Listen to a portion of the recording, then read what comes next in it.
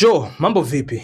Hii ni Hotbiz TV na mimi ni Remy Redima na nikukaribishe kwenye dondoo za kimchezo ambazo siku ya leo tutakuletea ripoti ya wiki iliyoisha, kwa maana ya kwamba michezo iliyochezwa wiki iliyoisha kuanzia siku ya Jumamosi mpaka siku ya jana, jinsi ambavyo matokeo yaliweza kuathiri kwenye vilabu ambavyo viliweza kucheza, na mpaka sasa hivi kuna baadhi ya vilabu ambavyo tayari vimeshapita moja kwa moja kuingia kwenye hatua inayofuata, kwa maana kwamba hatua ya robo finali, na ambapo kwa asilimia 100 kwenye upande wa CAF Champions League ni timu ya National Al Ahly kutokea pale Misri pamoja na Stade Malien ambao wamepita mazima, lakini pamoja na klabu ya Pyramid kutokea pale Misri pia wameshapita moja kwa moja. Kwa hiyo baadhi ya vilabu vingine bado vinaendelea kujitafuta kwa ajili ya kuweza kupita katika hatua hiyo, lakini kwenye upande wa Tanzania, upande wa CAF Champions League, Simba pamoja na Yanga walikuwa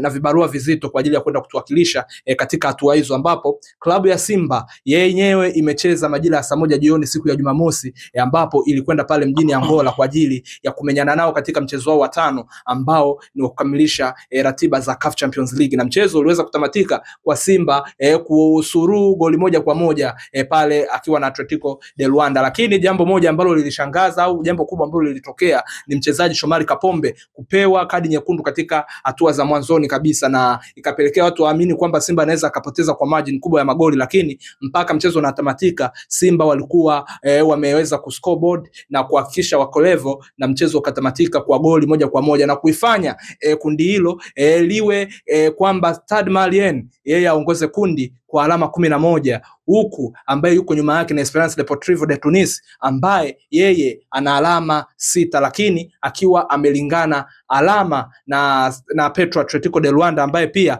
ana alama 6 kwa tofauti ya magoli, huku Simba yeye akiwa na buruza mkia kwa pointi 2, na rasmi Simba ameshatoka kwenye mashindano hayo. Labda tunamsubiria mmoja ambaye anakwenda kuungana naye kati Esperance de Tunis pamoja na Atletico de Luanda, kwa sababu wao ndio wamelingana pointi na wao ndio wanaokwenda kukutana. Kwa hiyo matokeo yao ndio atakayoamua ni nani atakayeweza kupita. Na kabla hatujaenda kwenye upande wa Yanga, ningependa tubaki hapo hapo kwenye Simba. Leo niko na mchambuzi mwenzangu hapa anayekwenda kwa jina la Angelico. Tunataka tuambizane kwa jinsi ambavyo mchezo aliutazama, matokeo yaliyotokea. Kwanza, anahisi Simba imekosea wapi mpaka inapelekea kuondoshwa kwenye mashindano hayo? Kwa kipindi kirefu Simba haijatoka kwenye hatua ya makundi, lakini kwa mara ya kwanza toka kipindi cha miaka ya 2003 Simba ametoka. Je, anahisi Simba walikosea wapi? Ni vitu gani ambavyo vimepelekea Simba ashindwe kupata matokeo mazuri mpaka kupelekea yeye kuondoka? Lakini mchezo wa juzi umeuonaje mpaka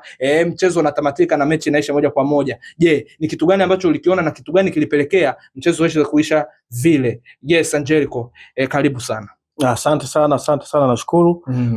Mimi nadhani kwa kuanza kwa maana kusema kwamba umeniuliza kwamba nahisi Simba wamekosea wapi.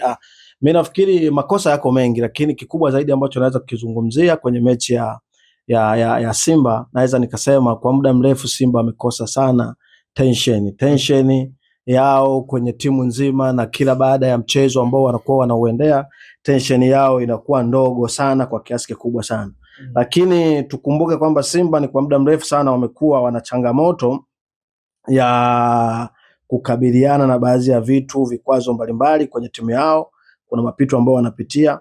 Kwa hiyo kwa kuangalia ukitizama kabisa kwamba, ndio maana nasema kwamba Simba wanapokuwa wanauendea mchezo wanakuwa wana asilimia ndogo sana ya kufanya vizuri kwenye huo mchezo, ukilinganisha kwamba wanakabiliana na vitu vingi sana nje ya mchezo, kwa maana ya nje ya mchezo kwenye pichi.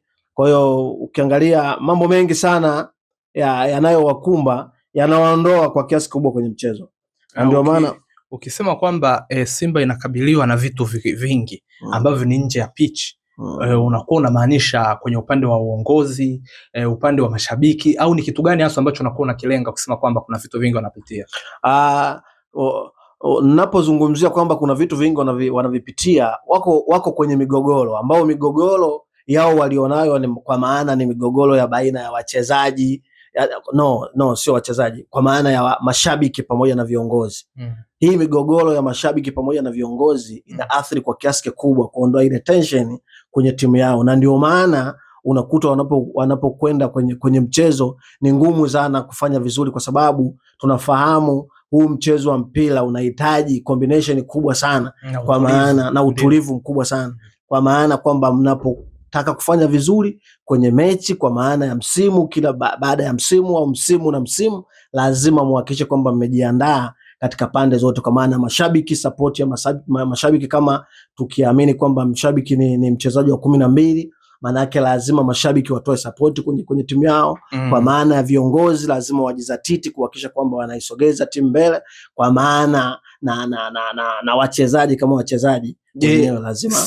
Okay, sawa. Lazima timu ijidhatiti. Na unahisi kwa kadi nyekundu ambayo Kapombe ameweza kuipata jana, kwa ufupi, siku ya Jumamosi, ilikuwa ni sahihi kupata kadi ile, au kuna upendeleo ulitokea, refa kuwapendelea wapinzani wa Simba?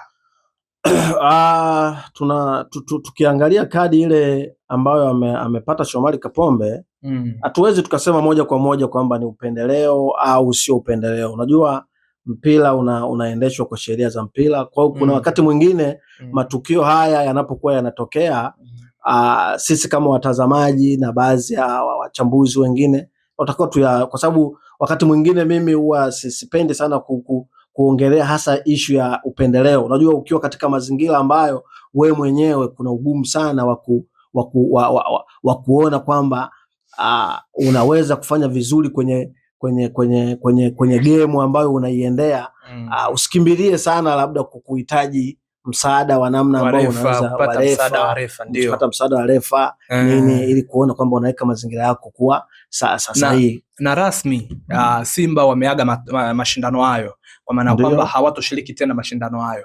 Wewe ni nini rai yako ambayo unawashauri labda kwa mashindano yanayokuja, waweze kufanya vitu gani ili waendelee kuwa na ukubwa ule ambao tumeuzoea kutoka kwa Simba? Asante sana, swali zuri. Mimi nafikiri Simba kwanza ni timu kubwa kwa Tanzania. Hakuna mtu asiyofahamu kwamba Simba ni timu kubwa. Tunaposema Simba ni timu kubwa, tuna maana kwamba Simba imefanya mambo makubwa. Hata kwenye hii michuano Simba ndio imeweka rekodi kubwa sana. Umeona? Kwa hiyo ninafahamu Simba hatuna maneno ya kusema kwamba labda tuseme tunaweza tukafundisha kwamba wafanye namna gani ili waweze kukaa vizuri. Wao wanaelewa. Kwa hiyo kuna mahali ambapo wanajua wamekosea, basi pale walipokosea waparekebishe.